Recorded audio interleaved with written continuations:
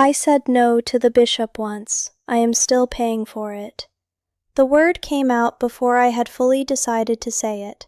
That is the part I have turned over in my mind more times than I can count in the years since, whether it was courage or impulse, whether I had chosen it, or whether it had simply escaped from somewhere it had been held for too long and found the door open for one unguarded second.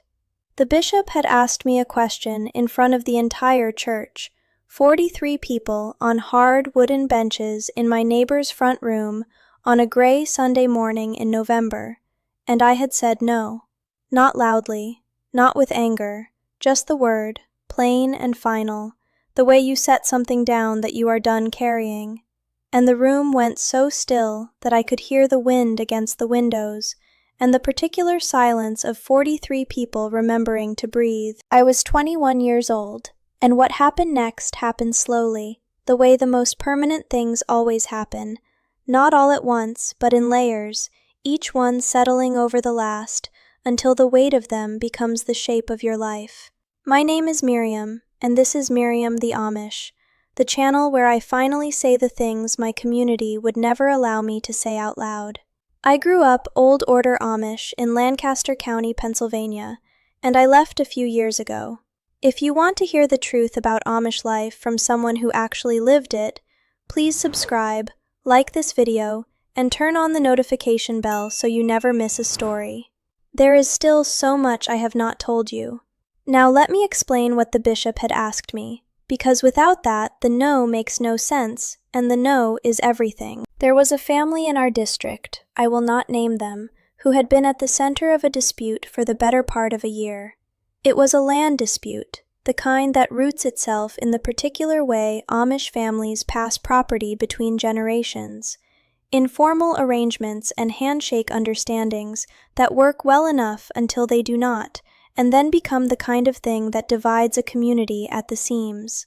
I had knowledge of this dispute because my husband's family was involved at the edges of it, and because one of the women at the center of it was someone I had known closely enough that she had told me things she had not told others, things that changed the shape of the story significantly depending on which direction you looked at it from. The bishop had been working toward a resolution for months. Resolutions in my community do not come from lawyers or courts. They come from the bishop and the deacons, from the gathered authority of the church, from a process of counsel and confession, and the formal restoration of harmony that the community requires to function. And resolutions require witnesses. They require people who can speak to what they know, who can confirm or complicate the account that is being settled into official shape. On that November Sunday, the bishop asked me to confirm, in front of the congregation, a version of events that I knew was incomplete. Not false exactly, incomplete in a way that would resolve the dispute cleanly and quickly in the direction the church leadership had already decided it needed to go. He asked me to confirm it the way you ask someone to confirm something you expect them to agree to, with the full weight of his position and the full eyes of the congregation behind the asking. And I said no. I want to be precise about what I understood in the moment after I said it, because it is important. I understood immediately, with a clarity I had never felt before about anything, that I had not simply declined a request. I had placed myself outside something, not dramatically, not permanently yet, but perceptibly, in a way that everyone in that room could feel, even if no one could have named it exactly. A woman who says no to the bishop in front of the congregation is not a woman who disagrees. She is a woman who has made herself visible in a way that the structure cannot easily absorb, and the structure's relationship with things it cannot absorb is very old and very practiced and very patient. The bishop did not respond to the no directly. That is not how it works. He moved the proceedings forward with the particular smoothness of a man who has decades of experience, not appearing rattled by things that have rattled him, and the service continued, and we ate the shared meal afterward, and people spoke to me with the ordinary warmth of a Sunday, and I drove home with my husband in a silence that had more inside it than either of us was ready to open. I want to stop here, because what came in the weeks after that Sunday is the part of this story that has taken me the longest to find words for, and I want you to stay with me through it.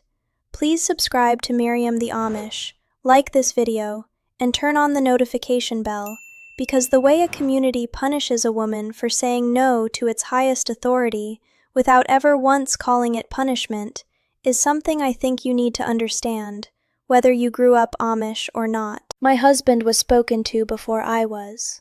I learned this afterward, piecing it together from the texture of those weeks, the way you piece together a quilt from what you have available. The bishop met with him privately, I do not know exactly when, and whatever was said in that meeting came home with my husband, in the way conversations he was not supposed to share always came home, in his posture, in the particular way he did not look at me directly for several days, in the sense of a weight he was carrying that had been handed to him by someone else. He did not tell me what had been said.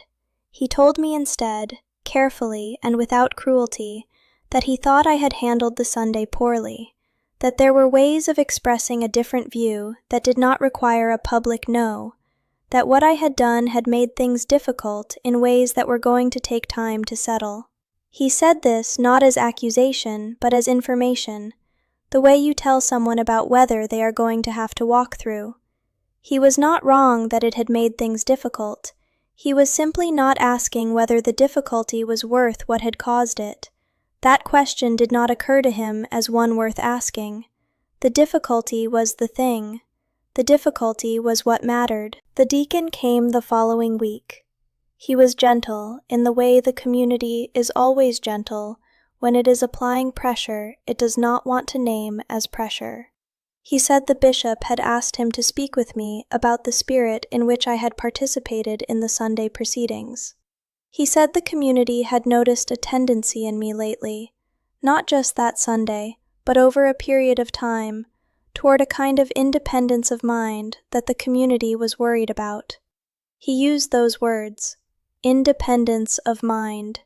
He said them the way you name a symptom you are hoping to treat early, before it becomes something harder to manage. He said the church's deep hope was that I would find my way back to a spirit of submission, and that there were people who loved me and were praying for that. I thanked him.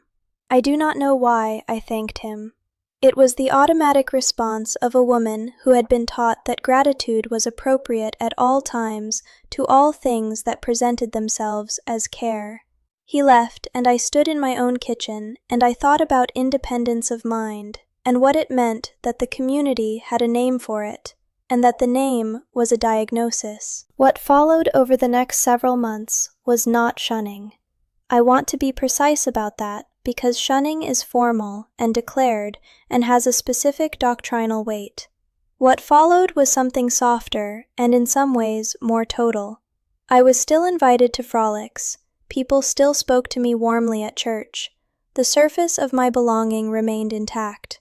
But underneath the surface, something had shifted in the texture of how I was held by the community, and I felt it the way you feel a change in the weight of a room when someone who was watching you stops watching and turns away. I was still there. I was simply watched differently now, more carefully, with a particular attentiveness that was not warmth exactly.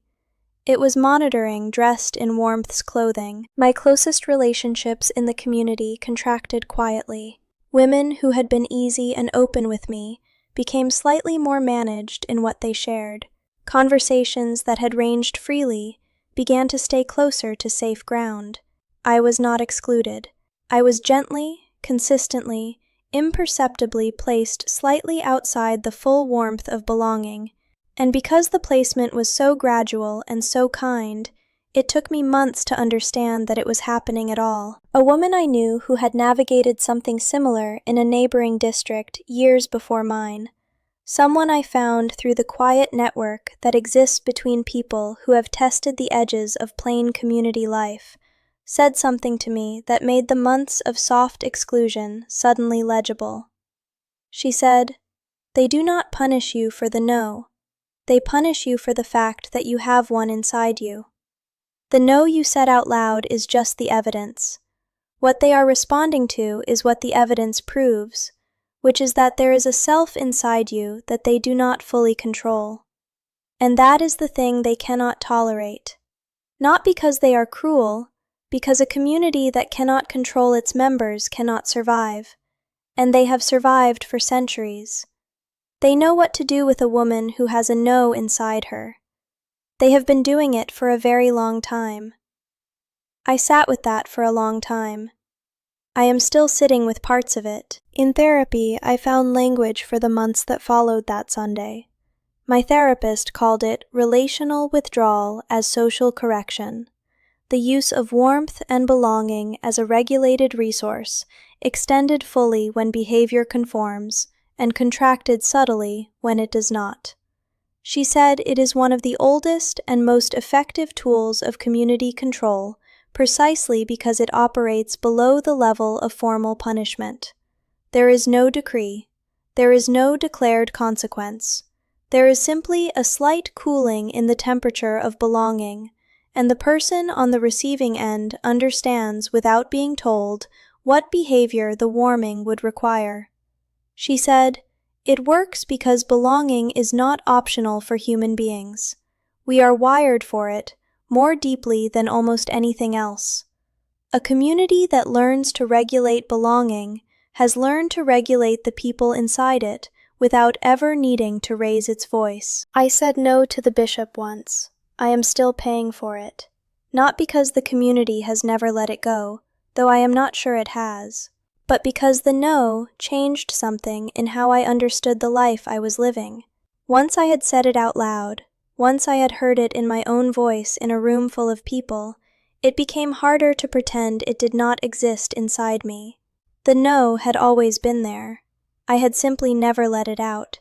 And once a thing that size has been out in the world, in a room, on a gray November Sunday with 43 witnesses, it does not go easily back to the place it came from. 3 years later I left. The no I had said to the bishop was not the reason I left, but I think it was the beginning of understanding that leaving was possible. Because a woman who can say no to the highest authority in her world, even once, even quietly, even at a cost she is still counting years later, is a woman who knows she has a no inside her. And a woman who knows that has information she will never be able to unknow. If you have ever said no in a room that expected yes, and felt the temperature change around you in a way that took months to fully understand, I see you. If the word came out before you fully decided to say it, and then you spent years paying for the moment it escaped, I see you.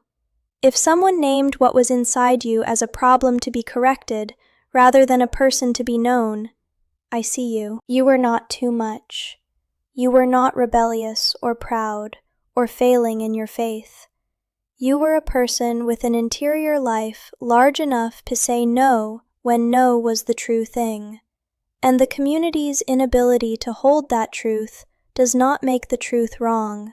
It makes the community too small for the person you actually are. If this story reached something in you, please subscribe to Miriam the Amish, like this video, and turn on the notification bell so you never miss what comes next. There is still so much I have not said. Until next time, choose your freedoms wisely. They might just save your life.